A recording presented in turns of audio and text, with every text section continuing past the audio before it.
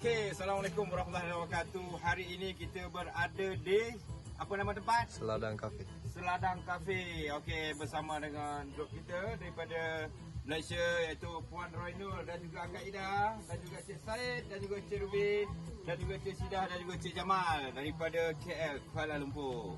Sekarang ni kita minum kopi di kebun kopi. Okey? Okey semua? Okey.